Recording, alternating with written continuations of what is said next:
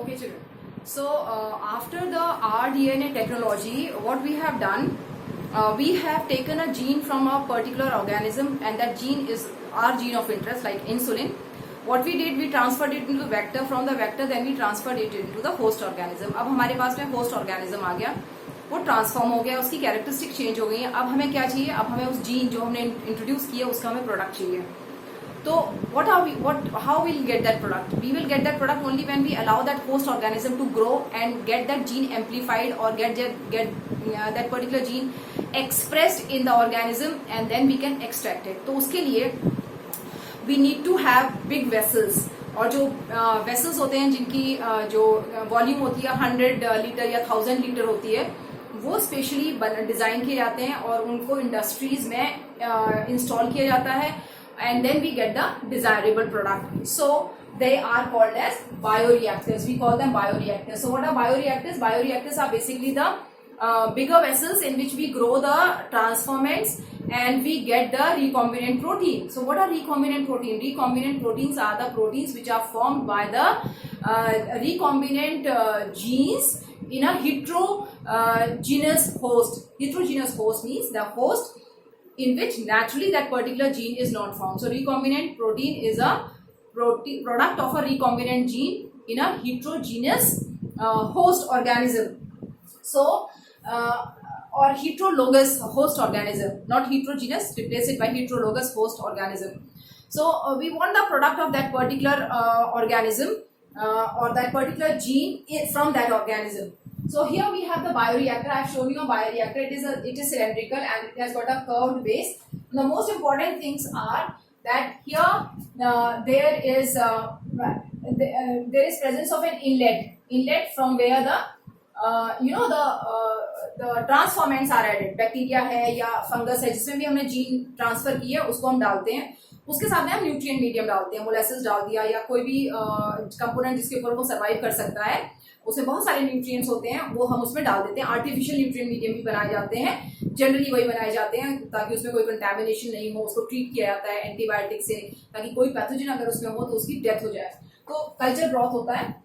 Culture broth में ये bacteria हो गया यानी ट्रांसफॉर्मेंट्स हो गए, ऑर्गेनिजम्स हो गए जिसको हमने ट्रांसफॉर्म किया है, ट्रांसफॉर्मेंट्स हो गए और न्यूट्रिएंट मीडियम हो गया. तो ये कल्चर ब्रॉथ बोलते हैं. तो यहाँ पर पूरा कल्चर ब्रॉथ है, इसमें बैक्टीरिया भी है और इसमें न्यूट्रिएंट मीडियम है. वो ग्रो कर रहे हैं. जब वो ग्रो करते हैं तो उनका साइज बढ़ेगा, नंबर बढ़ेगा और उनका जो एनवायरनमेंट है उसको वो चेंज कर देंगे. जैसे हीट प्रोड्यूस होगी तो टेम्परेचर बढ़ जाएगा. तो यहाँ पर क्या होता है, यहाँ पर टेम्परेचर कंट्रोल होता है. जैसे ही टेम्परेचर इंक्रीज होता है, टेम्परेचर डिटेक्टर जो है टेम्परेचर को आइडेंटिफाई कर लेता है कि टेम्परेचर बढ़ रहा है, इतना हीट प्रोड्यूस हो सकती है कि माइक्रो ऑर्गेनिजम्स की डेथ हो जाए.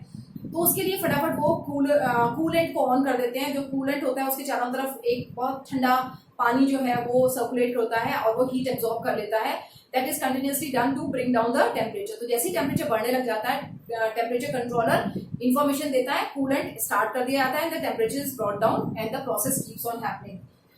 जब ये डिवाइड कर रहे होते हैं तो ये पीएच भी चेंज कर देते हैं क्योंकि ये प्रोडक्ट्स बनाते हैं. उस प्रोडक्ट की वजह से पीएच या तो बहुत एसिडिक हो जाता है या बहुत बेसिक हो जाता है. तो जो पीएच कंट्रोलर है, यहाँ पर जो पीएच कंट्रोलर है वो आइडेंटिफाई कर लेता है कि क्या पीएच चल रहा है और उसको फिर उसी के अकॉर्डिंग न्यूट्रलाइज किया जाता है. अगर बहुत ज्यादा एसिडिक हो जाता है तो बेस डाल देते हैं, अगर बहुत ज्यादा बेसिक हो जाता है तो एसिड डाल देते हैं. तो उसको उसी पर्टिकुलर पीएच को मेंटेन करते हैं जिसमें वो माइक्रो ऑर्गेनिज्म इजीली सर्वाइव कर सके. So that is pH control. फिर क्या होता है कि जब ये डिवाइड कर रहे होते हैं तो गैस प्रोड्यूस होती है. तो गैस जब प्रोड्यूस होगी और वो कल्चर ब्रॉथ है लिक्विड में, जब गैस प्रोड्यूस होगी तो बबल्स बनेंगे. वो बबल्स बन करके ऊपर लेयर बन जाती है. जब वो ऊपर लेयर बन जाएगी तो एयर का एक्सचेंज जो होगा वो स्टॉप हो जाएगा और हो सकता है माइक्रो ऑर्गेनिजम्स की डेथ हो जाए. तो जैसे ही फोम की पूरी लेयर बन जाती है और वो ऊपर बढ़ने लग जाती है तो ये जो फोम डिटेक्टर है ये डिटेक्ट करता है और फोम ब्रेकर केमिकल्स होते हैं, उन केमिकल्स को अंदर स्प्रे कर देते हैं, वो इमीडिएटली फोम को ब्रेक कर देते हैं. So there is presence of foam breakers. Foam को भी ब्रेक कर दिया, टेम्परेचर भी मेंटेन हो गया, पीएच भी मेंटेन हो गया, तीनों चीजें हो गई. अब कुछ कंटामिनेशन अगर हो रहा है तो उसके लिए स्टीम फॉर स्टरलाइजेशन, स्टीम डाली जाती है स्टरलाइज करने के लिए कि अगर कुछ कंटामिनेशन हो रहा है तो वो उसमें न्यूट्रलाइज हो जाए. तो this is the steam for sterilisation. Then this is blade and this is a panel on which the blades are attached and it keeps rotating. उसको रोटेशन करना इसलिए जरूरी है ताकि सारे न्यूट्रिएंट मीडियम जो है वो यूनिफॉर्मली डिस्ट्रीब्यूट होता रहे. तो यहाँ पर ये ब्लेड्स लगे हुए हैं, ये स्टरर है, तो इसलिए क्योंकि इसमें स्टरर होता है और ये बराबर घूमता रहता है, बहुत स्लोली घूमता है, धीरे धीरे करके वो यूनिफॉर्मली डिस्ट्रीब्यूट करता है कल्चर ब्रॉथ को, तो हम इसको सिंपल स्टर्ड बायोरिएक्टर बोलते हैं। सिंपल स्टर्ड, जो बहुत ही सिंपल वे में स्टर करके यूनिफॉर्मली हर चीज को मिक्स करता है। यहाँ पर मोटर है, तो this motor controls the working of this bioreactor.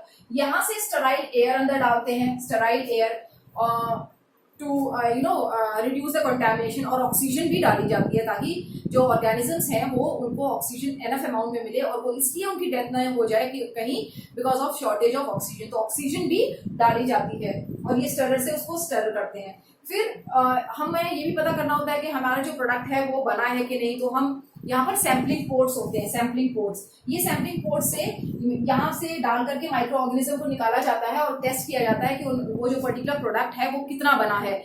जब माइक्रो ऑर्गेनिज्म डिवाइड कर रहे होते हैं तो they have a lag phase and then the log और the exponential phase and then they comes to stationary phase. 3 phases होती हैं microorganism की ग्रोथ की, the lag phase, the log phase and the exponential phase. तो the lag phase, the log phase, log is also called as exponential phase and finally the stationary phase।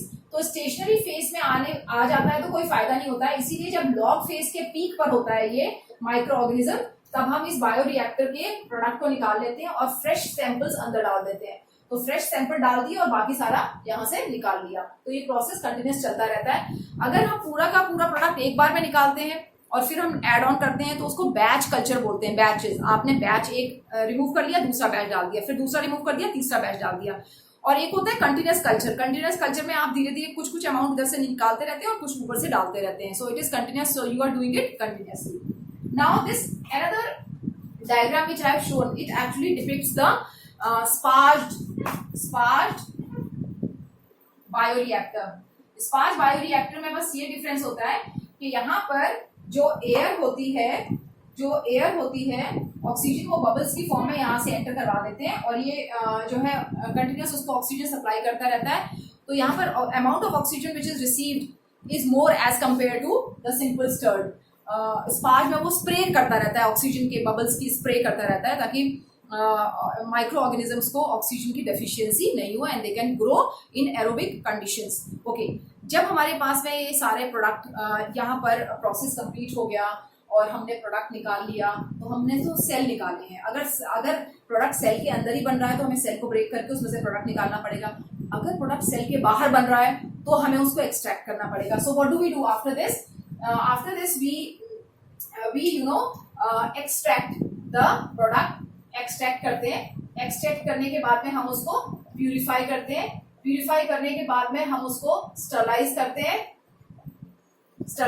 हैं और इन purify करके हम उसको concentrate भी करते हैं। कंसंट्रेट करना यानी कि वो कम से कम अमाउंट में ज्यादा से ज्यादा प्रोडक्ट मिले, डाइल्यूट फॉर्म में नहीं हो, कंसंट्रेटेड फॉर्म में हो। फिर हम उसको स्टरलाइज करते हैं।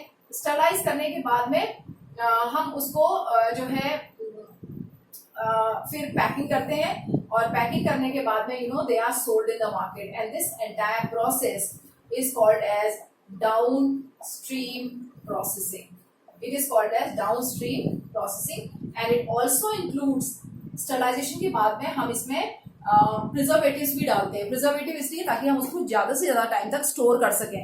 सो extraction, then purification, concentration, sterilisation and I am adding here one more and that is addition of preservatives, then packaging and then it is marketing, then it is sold in the market। तो जो आपको मिलता है वो ultimately marketing जब कर रहे होते हैं वो वाला प्रोडक्ट मिलता है।